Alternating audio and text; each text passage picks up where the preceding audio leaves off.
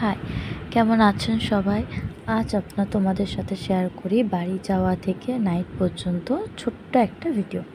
তো আমার ট্রেন চলে আসলো, ট্রেনে চলে যাব, কোথায় যাই সেটা তো তোমরা সবাই জানো। তারপরে বাড়ি আসার পর লাইট জ্বেলে নিলাম, রুমের পর্দা সব ঠিক করে নিলাম।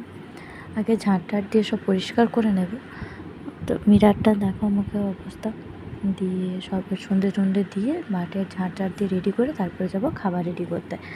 আজ প্রথমবার আমি নিজের হাতে সব কিছু করে লুচি করতে গিয়েছিলাম, এর আগে আমি কখনও করিনি। তো লুচি আটা মাখা হয়ে গেল আর প্রচুর কষ্ট। তারপরে ফার্স্ট টাইম আমি আটা মেখেছিলাম, যে লুচি করতে গেলাম, গোল হয়েছিল কিছুটা। তো ভালো করে লুচিটা বেলে নিলাম, বেলে নেওয়ার পর আমি দেখাবো ঠিকঠাক গোল হয়েছে কিনা। ঠিকঠাক অতটা হয়নি, কিন্তু হয়েছে। হ্যাঁ, আমার বোন অনেক হেল্প করেছে।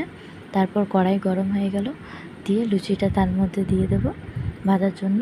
তারপর দিয়েও দিলাম, সেটা আবার ফোল্ড হয়েও গেছিলো। তো সে ঠিকঠাক করে নিলাম, দিয়ে হালকা লুচিটা আমার ফুলেও যাবে, ভাজবে। এর আগে কোনোদিন আমি কখনও করিনি। এক দুটো খারাপও হয়ে গেছিলো, পুড়ে গিয়েছিলো। তো সেগুলো বাদ দিয়ে দিয়েছিলাম, সেগুলো আর রাখিনি। যেগুলো ঠিকঠাক হয়েছিলো সেগুলো। তারপর লুচিটা হতে পাশে আরও ঘুগনি করার ছিল, ঘুগনি করেছিলাম, সেটা সম্পূর্ণ আমার বড়ি করেছিল। তো সেটার মশলাগুলো রেডি করে দিয়েছিলাম, আদা রসুন পেস্ট করে দিয়েছিলাম। আর এটা ছিল মাংসর কিমা, ঘুগনির মধ্যে মাংসর কিমা করে এনেছিলো, সেটা দিয়ে ঘুগনি তৈরি করবো বলে।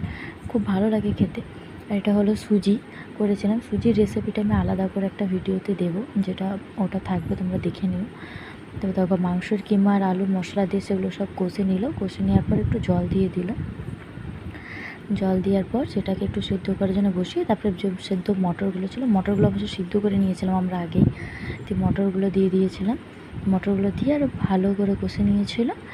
দিয়ে তারপর রেডি আমাদের ঘুগনি, কারণ ঢাকা দিয়ে প্রেশার কুকারে করে নিয়েছিলাম, হয়ে গেছিলো। তারপর নাইটের খাবার রেডি। Good night, tata.